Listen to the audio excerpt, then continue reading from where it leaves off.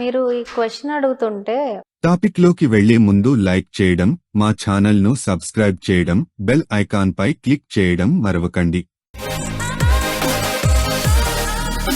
చైనాలో ఒక చాలా ఫేమస్ సైకాలజిస్టు ఒక చిన్న ఎక్స్పెరిమెంట్ చేశారండి. నేను అంత డీటెయిల్గా చెప్పను కానీ మీకు చెప్తున్నా. 3 బౌల్స్ ఆఫ్ రైస్ని పెట్టారు. 3 బౌల్స్లో అంతంత రైస్, ఉడికించిన రైస్ పెట్టారు. పెట్టి అందులో వాటర్ పోసారు. పోసి రోజు ఆ బౌల్స్ దగ్గరికి వెళ్ళి, ఫస్ట్ బౌల్ దగ్గరికి వెళ్ళి నువ్వు దేనికి పనికిరావు, సెకండ్ బౌల్ దగ్గరికి వెళ్ళి నీ మీద నాకు ఎలాంటి ఒపీనియన్ లేదు, థర్డ్ దగ్గరికి వెళ్ళి ఐ లవ్ యూ, ఇలాగా రెగ్యులర్గా కొన్ని డేస్ చెప్తున్నాడు. అంటే ఇది వేరే ఎక్స్పెరిమెంట్, పేరెంట్స్కి అర్థం అవ్వాలని ఇలా ఒక 3 బౌల్స్ పెట్టి రోజు ఆ సైంటిస్ట్ అక్కడికి వెళ్ళి మాటలు చెప్పేవాడు. అందులో బౌల్లోకి ఇలా నోరు దగ్గరగా పెట్టుకుని నువ్వంటే నాకు ఇష్టం లేదు, నువ్వు పెద్ద ఇలా ఎలా అని తిట్టేయడం, ఇంకొకటి నీ మీద నాకు అసలు ఏ ఒపీనియన్ లేదు, నీతో నేను ఎక్కువ మాట్లాడదలుచుకోలేదు, ఐ లవ్ యూ.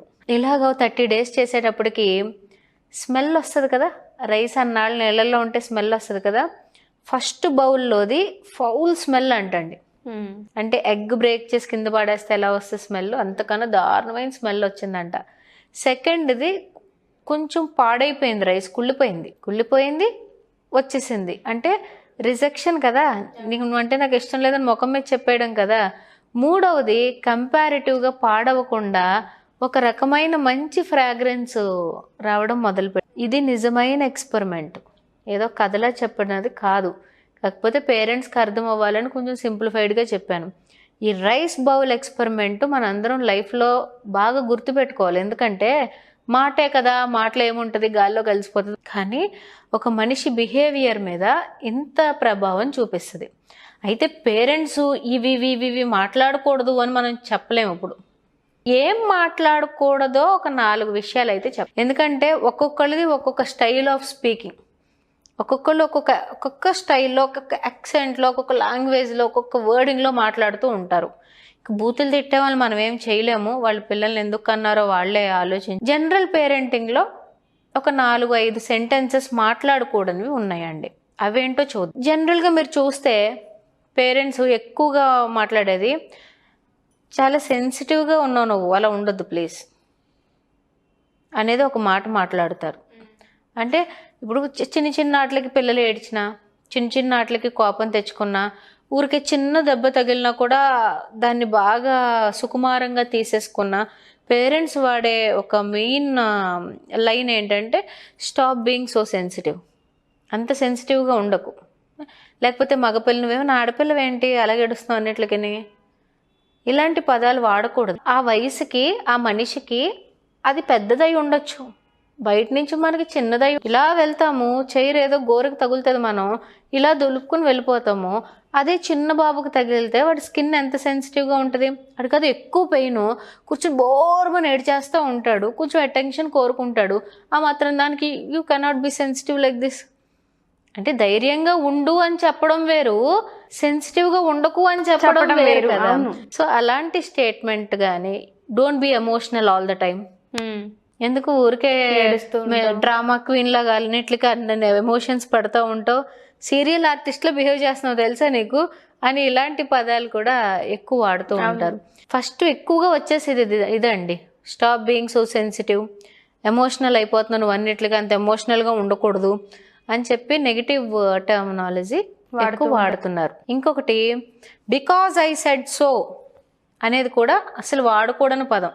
అంటే ఏదైనా చెయ్యాలన్నప్పుడు ఎందుకు చెయ్యాలమ్మా అని పిల్లలు అడుగుతారు గురించి తెలుసుకోవడానికి. అప్పుడు తల్లిదండ్రులు మ్యాక్సిమంగా ఏం మాట్లాడుతున్నారు అంటే నేను చెప్పాను కాబట్టి నువ్వు అది చెయ్యాలంతే, నో రివర్స్ క్వశ్చన్స్ అని అక్కడికి జిప్ వేసేస్తున్నారు. చెయ్యొచ్చా అలాగా, నేను చెప్పాను కాబట్టి నువ్వు చెయ్యి, నీకు అనవసరం అందులో ఏం డీటెయిల్ ఉందో. అది ఎంతవరకు పిల్లలు రిసీవ్ చేసుకోగలుగుతారు? ఇది బాగా ఎక్కువైపోతుందండి. అంటే వాళ్ళకి చెప్పాలి కదా, ఏంటో రీజన్ చెప్పాలి కదా వాళ్ళకి. తర్వాత ఇంకా బాగా ఎక్కువగా వినపడేది ఏంటి అంటే why can't you be like, అంటే అలా ఎందుకు ఉండవు నువ్వు, అలా ఎలాగా, ఒక్కొక్కళ్ళు ఒక రీతిలో పుట్టారు, ఒక్కొక్కళ్ళని ఒక్కొక్కలా పెంచాము, అలా ఎందుకు ఉండకూడదు అని వాళ్ళు ఎవరినో చూపించి ఎలాగ అడుగుతారు? Why can't you be so matured, ఎందుకు నువ్వు మెచ్యూర్డ్గా ఉండవు, అలా ఎందుకు ఉండవు, ఇలా ఎందుకు ఉండవు అన్నీ తెలుసుంటే వాళ్ళలాగే ఉండాలనుకుంటే వాళ్ళ ఇంట్లోనే పుడతాడు కదా, ఈ ఇంట్లో ఎందుకు పుడతాడు?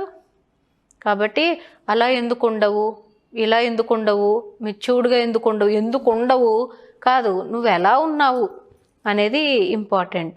జనరల్గా ఈ 3 లైన్స్ చాలా ఇంపార్టెంట్. ఇంకా లాస్ట్ లైన్ బయటికి ఎక్కడికి షాపింగ్ మాల్స్కి వెళ్ళినా, సినిమా థియేటర్స్కి వెళ్ళినా, ఫంక్షన్స్కి వెళ్ళినా, పార్క్స్కి వెళ్ళినా, ఎగ్జిబిషన్స్కి వెళ్ళినా, if you don't come I will leave you here. వస్తే ఇక్కడ వదిలేసి వెళ్ళిపోమంటావా? ఆడికి భయం పట్టుకుంటుంది, వదిలేసి వెళ్ళిపోతారు అని చెప్పి భయం పట్టుకుంటుంది. అంటే ఇక్కడ ఇంత టైం ఉండాలి, ఇంత టైం మించి ఉండకూడదు అని చెప్పడం వేరు, ఇంకా చెయ్యి గట్టిగా ఈ వృష్టి పట్టేసుకుని వస్తావు వదిలేసి వెళ్ళిపోమంటావా అని గట్టిగా వాళ్ళని హింసించేయడం వేరు, భయపెట్టేస్తూ ఉంటాం. ఇలాంటివి సెంటెన్సెస్ వాడడం వల్ల ఆ rice first second rice bowls ఉన్నాయి కదా, అలా తయారు పిల్లల లైఫ్ అలా అయిపోతుందండి. కాబట్టి మాట్లాడే ప్రతి మాట కూడా ఇప్పుడు చెప్పే విధానం 2 విధాలుగా చెప్పొచ్చు. చాలా మంది సినిమాల్లో కూడా మనం చూస్తూ ఉంటాం కదా, మీ నాన్నగారి పేరేంటి అని అడగడానికి మీ అమ్మ మొగుడు పేరు అడగడానికి డిఫరెన్స్ ఉంటుందని. అలాగే చెప్పేది ఒక్క నిమిషం ఆలోచిస్తే కొంచెం పాజిటివ్గా కూడా చెప్పొచ్చు. కానీ ఇలాంటి 4 సెంటెన్సెస్ వాడకూడదు ఎక్కువ. సెన్సిటివ్గా ఎందుకున్నావు నువ్వు, ఎమోషనల్ అవ్వకు, నేను చెప్పాను కాబట్టి నువ్వు చెయ్యి, నువ్వు రాకపోతే నేను ఇక్కడ వదిలేస్తాను, నువ్వు ఎందుకు అలా ఉండవు, ఎప్పుడు ఇలాగే ఎందుకు ఉంటావు, ఇలాంటివి వాడడం వల్ల పిల్లల్లో సెల్ఫ్ ఎస్టీమ్ తగ్గిపోతుంది, కాన్ఫిడెన్స్ లెవెల్స్ తగ్గిపోతాయి, ఇంట్రోవర్ట్స్ అయిపోతారు, వాళ్ళకున్న ఎక్స్ప్రెసివ్ నేచర్ అంతా కిల్ చేసేసుకుంటారు. ఎందుకంటే ఇవన్నీ కూడా నెగిటివ్ స్టేట్మెంట్స్ వాళ్ళకి. తర్వాత ఇంకా పెద్ద అయ్యాక బిహేవియరల్ చేంజెస్ వచ్చేసి నా పిల్లోడు నాతో ఏమీ చెప్పుకోవట్లేదు, లోన్లీగా ఉన్నాడు, డిప్రెషన్ అయిపోయాడు, ఇవన్నిటికి సోర్సెస్ ఏంటంటే మనం వాడే పదం. ఏమీ అనకుండా మౌనంగా ఉండడం కొంచెం బెటర్ కొన్ని సిచ్యువేషన్స్లో. అందుకని చెప్పి పేరెంట్స్ కోపంలో ఉన్నప్పుడు, ముఖ్యంగా పిల్లలు ఏమైనా ట్యాంట్రమ్స్లో ఉన్నప్పుడు రియాక్ట్ అవ్వకుండా మనం వాడే పదాలని ఒక్కసారి గమనించుకోవడం మంచిది. ఆ గమనించే విచక్షణ లేనప్పుడు మౌనంగా ఉండడం మంచిది. వెంటిలేషన్ ఉండదండి, వాడే పదాలు ప్రాపర్గా ఉండాలి. Exactly. Thank you ma'am, thank you so much. మీ సలహాలు మరియు సందేహాలు ఏమైనా ఉంటే దయచేసి కామెంట్ రూపంలో తెలియజేయగలరు. ఇట్లు మీ శ్రేయోభిలాషి శివలింగారెడ్డి కుందనం.